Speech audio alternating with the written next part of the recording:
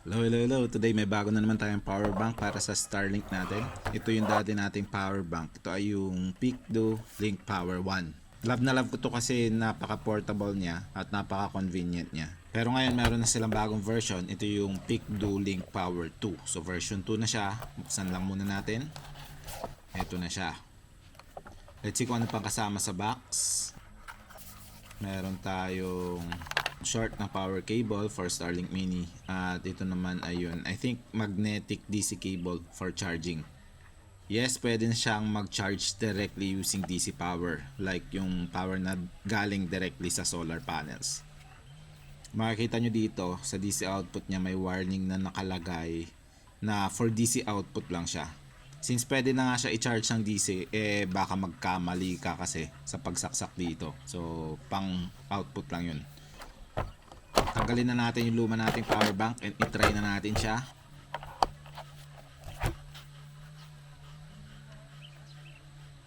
As you can see, yung dimensions nila ay pareho pa rin. May heatsink lang tayo sa new version. Yung dati plastic lang siya dito. Ngayon metal na yung side niya. Still same location ng power button. And here, ito yung sa luma, may bidirectional USB-C siya.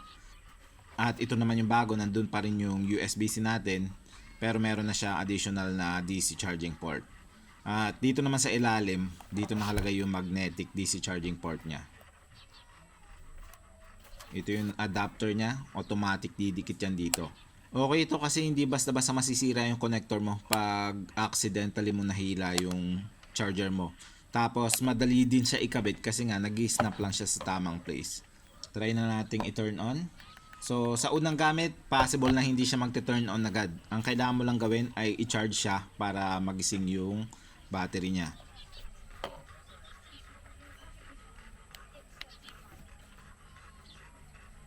Ayan, nag-turn on na siya. Ayan, makikita natin na nag-charge siya at kung ilang watts yung pumapasok sa battery natin. At pag tatanggalin natin yung charger, dapat mag-stay on lang yan. Ayan. Pag namatay yung display, just press the power button again para makita mo ulit yung display. I-turn off lang muna natin bago natin ikabit. Tanggalin na natin itong warning label. Ikabit natin yung power cable niya. Then push down and slide lang siya. Ayan, tapos na. Dito may screw socket tayo para kung gusto mo siyang i-mount sa tripod, pwede mo dyan i-screw yung tripod. Turn on na natin. Ayan, makikita nyo sa baba yung 33 or 34 watts. So ibig sabihin naka-turn on na yung Starlink natin. 33 to 34 watts usually ang ginagamit ng Starlink Mini pagka-turn on mo. Makita nyo rin dito yung blue LED light ng Starlink. So sign yan na naka-turn on na siya. Now let's see if we can still use it while charging it through USB-C. And ayan, nag-charge nga tayo ng 47 watts. Oops, namatay yung display.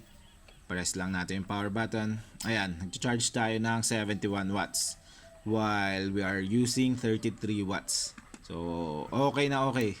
Now, i-check natin kung ano ang pwede sa DC input. Ang pwede sa DC input natin, based sa specs, ay 12 volts to 30 volts. At yung max wattage ay 65 watts. Try natin siyang i-charge gamit itong 160 watts na EcoFlow solar panel natin. Ginagamit natin siya ngayon to charge our EcoFlow power station. Tanggalin natin to. Now, kailangan mo ng special cable para maikabit mo yung solar panel natin gaya nito. Ito ay MC4 yung kabilang dulo to DC5521. Yung 5521 ayan yung connector para dun sa DC charging port ng Starlink Mini.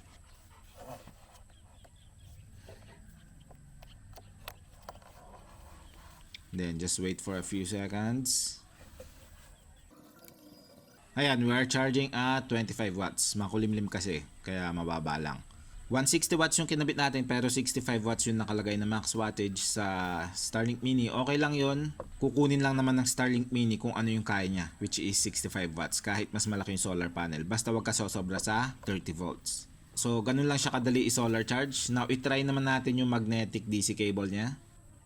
Ito siya. Isasaksak mo lang yung solar panel mo dito. And then, ididikit mo lang siya sa ilalim ng power bank. Yan, mag-snap lang siya. Same lang siya nung kanina dun sa DC port sa harap. Pero ito, kahit umuulan, pwede mo gamitin. Kasi hindi mo kailangan i-open yung cover dun sa may USB port. So, mas water resistant siya. May mas maliit pa akong solar panel from EcoFlow. Ito, try naman natin siya. So, itong solar panel naman na to ay USB-C lang yung output niya. So, walang MC4 connector. So, dito mo naman siya isasaksak sa USB port. So, USB cable lang ang gagamitin natin. At, ayan, mag-charge na siya. Itong power bank ay kayang tumagal na at least 5 hours straight. At kung nakakabit sa solar panel, mas tatagal pa yan. Kasi habang may araw, hindi niya gagamitin yung battery ng power bank. Saka lang yan magbabawas ng battery sa power bank natin pag wala na ulit yung araw. So ayun, mas pinaganda nila yung bagong model niya. Pwede nang i-charge sa DC, which is yun yung pinaka main na upgrade niya. Tapos meron ngang heatsink at magnetic na connector sa ilalim.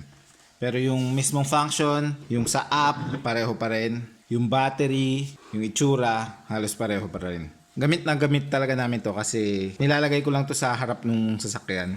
Nasa dash, nakakabit lang na ganun.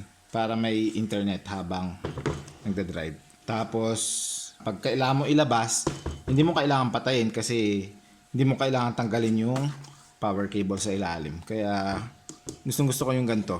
Nagiging portable talaga siya. Yung link kung saan mabibili to ilalagay ko sa description box below and sa pinned comment below.